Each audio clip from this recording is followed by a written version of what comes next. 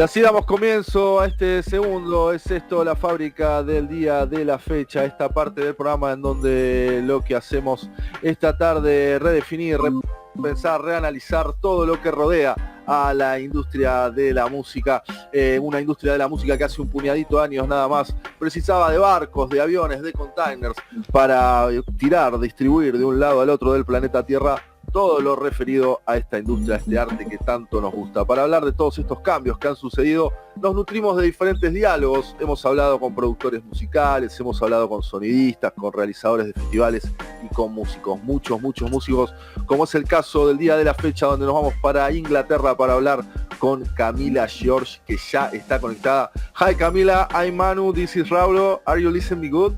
Hi, yeah, I can hear you. We listen excellent.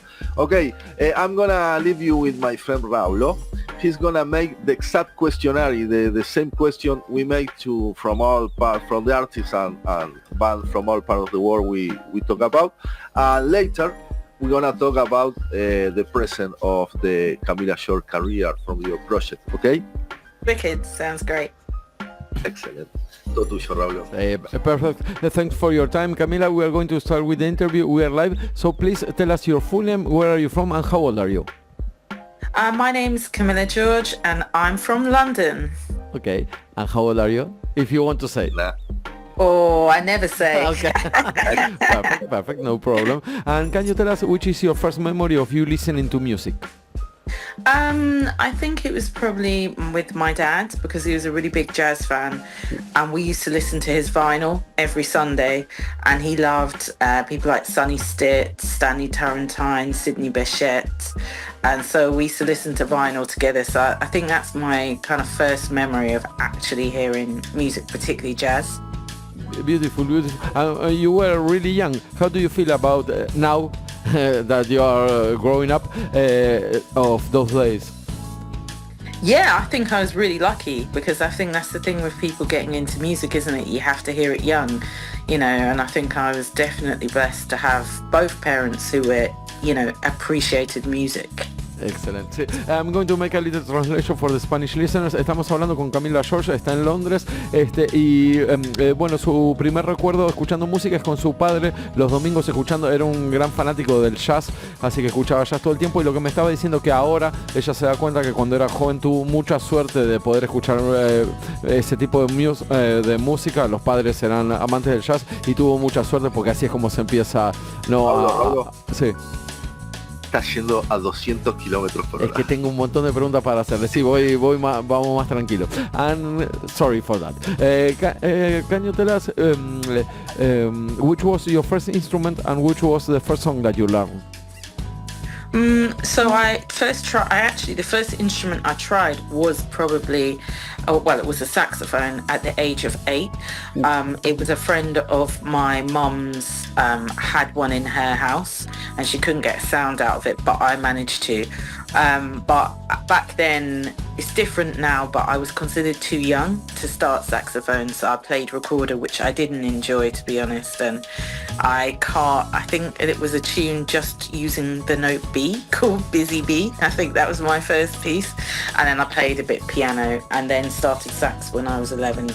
11, ok. Bueno, nos estaba contando que ella tuvo la oportunidad de acercarse al saxo a los 8 años porque había un amigo de la familia que tenía uno y no le podía sacar sonido, y bueno, ahí empezó, y lo que ella estaba contando que a esa edad no estaba como permitido, sí, empezar con el saxo, así que empezó tocando la flauta dulce, la recording, y un poquito de piano, y ahí después arrancó con el... ¿Cuánto se tarda en sacarle sonido a un saxo? Sí, we want to know, Camila, how much time do you invest to take a clear sound on the sax?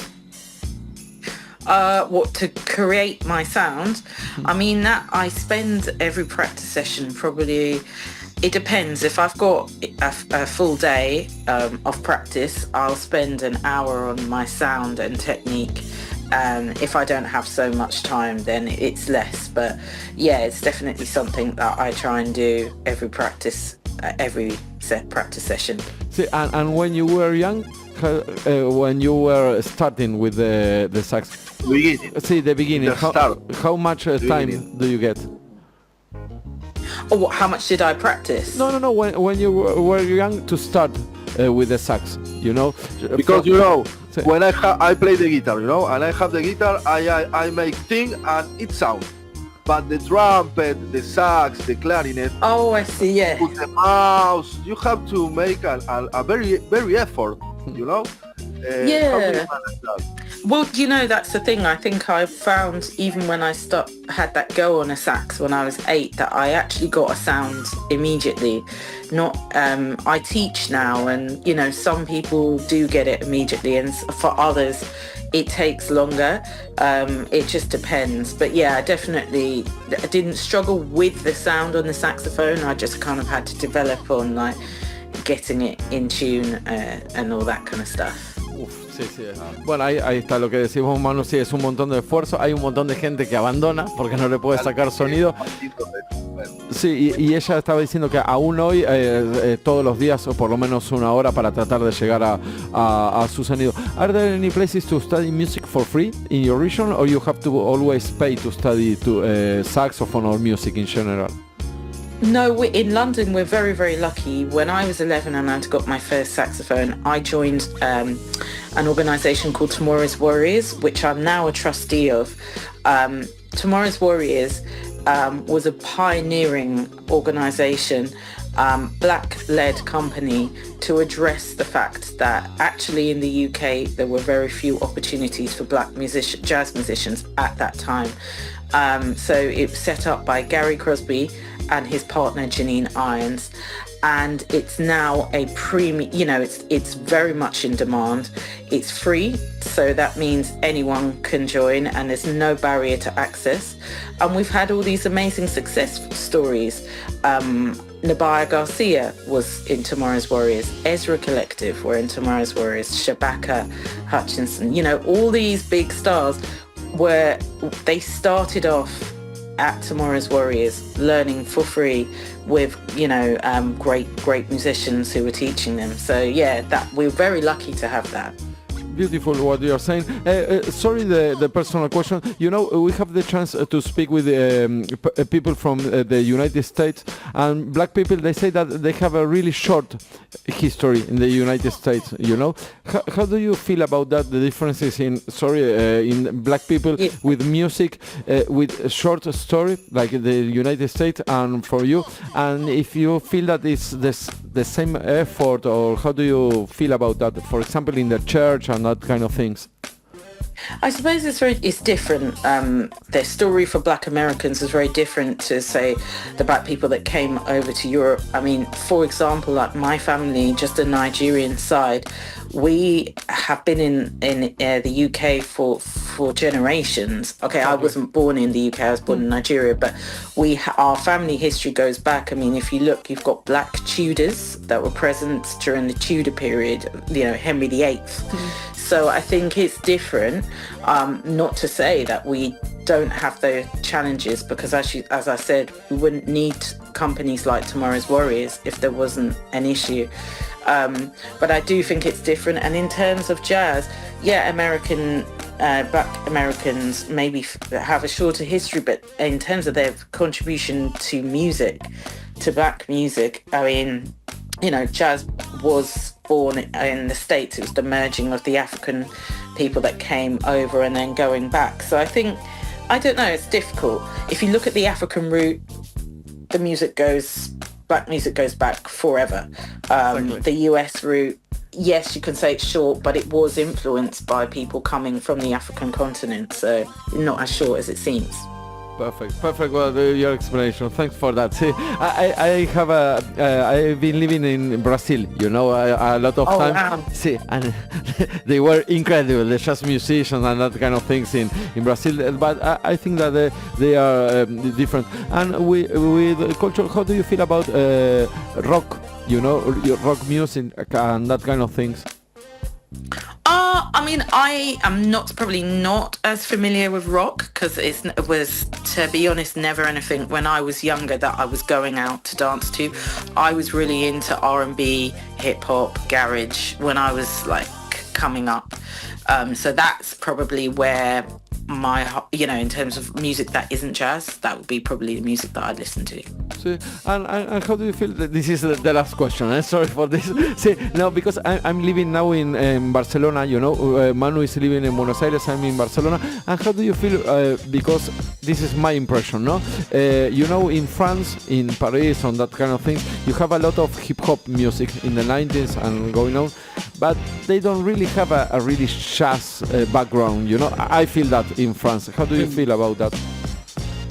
In France, I mean, I've spent a fair bit of time in Paris, and there are some serious jazz musicians there. There's a lot. And the thing that they have that we don't have in the UK is they get money from the government. So they get a wage through the government, and they certainly don't do that in the UK, which means that I'm not saying that their lives are easy, but it's easier than like what it is here, where you're gig to gig. If you don't get paid for a gig, you don't get money, kind of thing. There is I think they've a more formal platform for people to get good, because you don't have to worry so much about cash. Exacto. Bueno, y ahí está Manu, quería terminar de redondear con esa parte, porque tuvimos la oportunidad de hablar, ¿te acordás?, con artistas de Estados Unidos, de Inglaterra, y aparte, y en Francia hay una cultura de hip hop muy fuerte, y lo que nos decía ella, que hay una diferencia muy grande, por ejemplo, porque tuvimos la oportunidad de hablar y de esto con franceses también, que el gobierno ayuda a los músicos en Francia, y dice que esa ayuda no existe en el Reino Unido. Entonces ahí entran organizaciones como estaba hablando ella, Tomorrow Warriors, ¿entendés?, que ayudan de una manera gratuita a los músicos que quieren empezar. Y decía que, sin embargo, pese a Estados Unidos tener una historia mucho más corta, la contribución que hicieron a la música negra en Estados Unidos es indudable que es gigante, porque hay un background muy grande de músicos de gente de África que fue para el Reino Unido y para Estados Unidos. Impecable. Thanks for the explanation. Beautiful. Sí. Can you tell us when and why you decided to start a solo music career? I think I always wanted to be a musician, but I was quite academic, and my dad was very against, at the time, me doing a music degree. His dad was a saxophone player, jazz sax player, and he wasn't such a fan of the lifestyle for jazz musicians, and I think he was, trying to push him maybe to do other things. So I actually did a history degree. I did an ancient and medieval history degree in Birmingham, but very luckily they were allowed me to go to the conservatoire and sit in on some of the music stuff as well. So, and I was also still part of Tomorrow's Warriors, so coming back for gigs. So I actually did a postgrad. I did a master's at a music conservatoire in London in jazz, just to solidify. And so I think I always knew, but it maybe took me a bit longer to get there. So beautiful. So, in 2016 you released your first album, I Sang. Sorry, my accent. I Sang. So, how was the recording process of that album? Yeah, it was great. I mean, we previously recorded an EP, and that was the first thing I'd ever recorded professionally. Wow. And with this one, with Isang, it was good because it was a drummer that I knew. He had a studio, and he had a lovely piano, and we just spent 2 days in the studio and came up and recorded the album, and it was good. Yeah, it was really good fun. I suppose when I look back, there's some things that I would change, but we were all very young, and I didn't necessarily know what the recording process entailed. And how do you feel when you first listened to that? I remember being really excited because we've been playing the music for ages, and then it was just like, it's on we now have a CD. It was good. It was great, and it was the beginning of the journey for my band. Wow, beautiful. See, in September of 2024, last year, you released Abasi Isang Blue Lab Beats, the remixes. Yeah. How do you feel about the remixes and that kind of things? Yeah, You know what, it's something that's relatively new to me, but it came about because there's a label called Jazz Refreshed, who have also been quite pivotal on the UK jazz scene, especially the London jazz scene, and they took us all out to South Africa for a series of gigs, a few bands. So it was my band and Blue Lab Beats were one of the other bands, and so we were out in South Africa kind of playing, and we were there for 2 weeks. I was thinking about a remix, and they were just like, well, we'd love to do it. And I thought that'd be great, and so that's kind of how it came about. And yeah, I really loved what they did. You know, David Mirakpour is who's half of Blue Lab Beats, is a genius. He can play. I've never, so many instruments to such a high standard. He's a real Rain Man. Wow. Do you have any composition process? For me, I compose to kind of ideas and stories. So I like to have an idea about what I'm going to write about, and then I go off and do that. I have been writing a new album, but because I've had a couple of commissions, so performed some new works recently, and so that slows you down. But I think generally writing regularly, like every day, is a way to make sure, because it's so easy to leave it, especially when you're touring and you feel too busy. But if you get in the habit of writing at least something every day, I think it's a good tip. Sí. For me personal, I'm a bass player, and when I don't rehearsal, it's like I'm getting nervous because touring and that kind of things, you don't have your time with your bands. Beautiful. And can you explain something maybe personal? How do you transform? You have a history degree, and you play music. Music is completely abstract, and history maybe not. How do you change your set mind, from history to the instrument? And when you play, it's like something like speaking, no? How do you do that?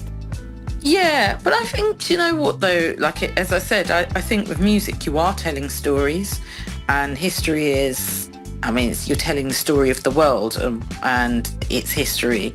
And so I think in a way there are similarities in that to what I'm playing. And I think, that definitely in terms of writing, that's definitely something that's how I would, it influences me. See, and sometimes when you write things, how do you feel when you give the paper, the things that you write to another person? How do you feel about that? It's scary. That can be very scary because you've nursed a baby, and then you have to give it out to people. Exactly. And and you have to. There might be might be a mistake on the score or whatever, and I think it's very, it can be very nerve-wracking. Exacto, sí. Lo tremendo, todo lo que está contando, bueno, es impresionante. Estaba contando, I'm going to make a little translation for the Spanish listeners.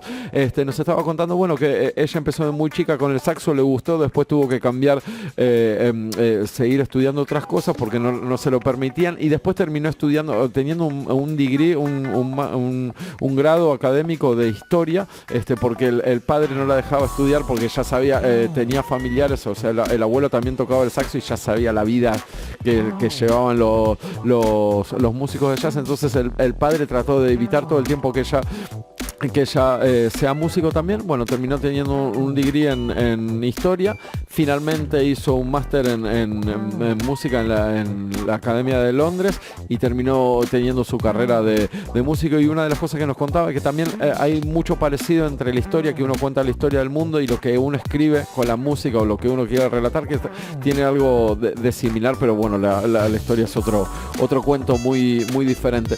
Manu, ¿tenés alguna pregunta? Bueno, no, sigamos, está re interesante cómo la estás llevando. Sí, no, tremendo, sí. Can you tell us what things inspires you to write music?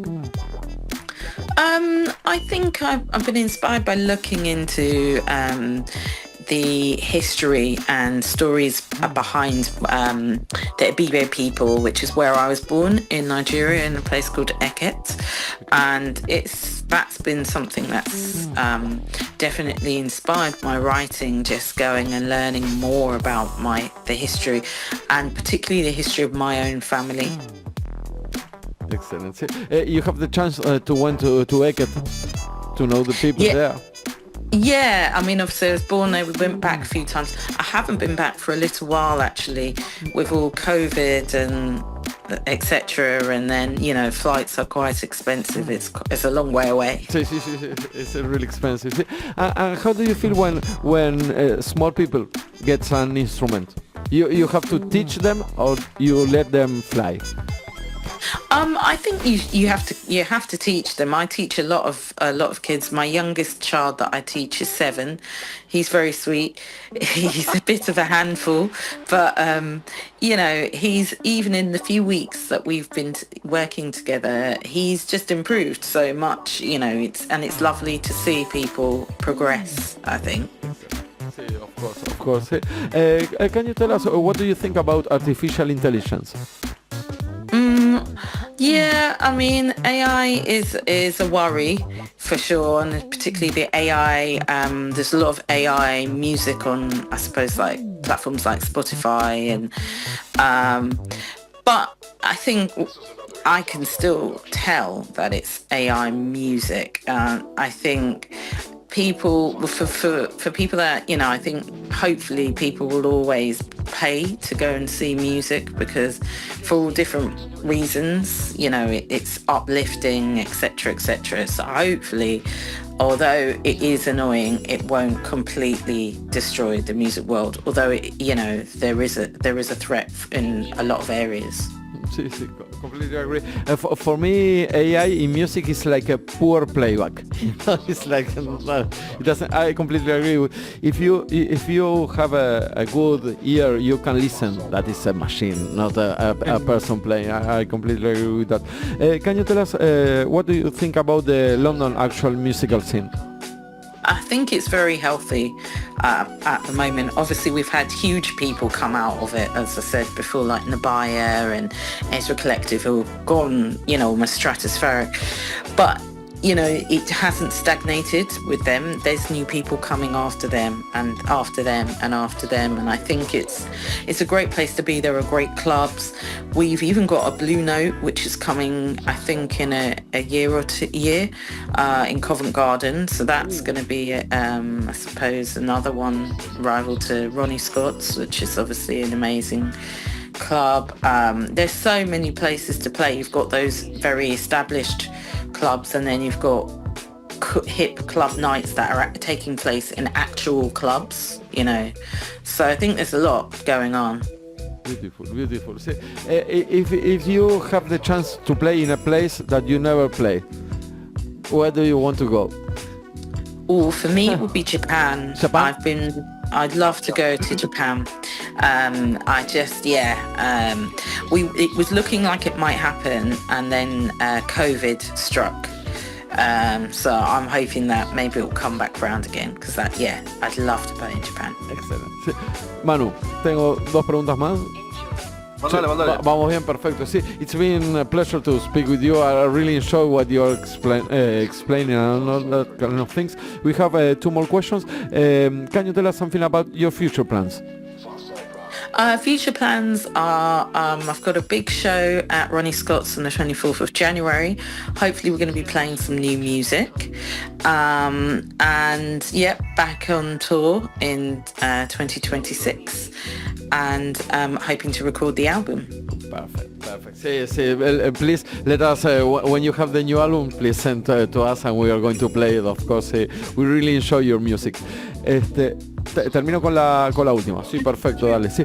Just to finish the interview, we are going to play Journey Across the Sea. Can you tell us something about that particular song? Yeah, so this is from my latest album, Ibio, and it's dedicated again to the Ibibio people in southeast coastal Nigeria. And this is about, because the Ibibio people are one of the oldest groups of people in Western Africa, and they were said to belong to the Anang, which is one of the oldest groups of people. And then there was a journey that the Anang made. They migrated either over the sea or over land. If they went overseas, they ended up in Ekit, where I was born. So that's what this is about. It's about the journey of the Anang people to Ekit. Incredible. Sí, bueno, excellent. Sí, excellent. Sí. It's been beautiful to speak with you. We are going to send you the interview when the live show ends. Thank you very much, Camila. Oh, cheers. Thank you so much. Bye. Bye. Todo tuyo, Raulo.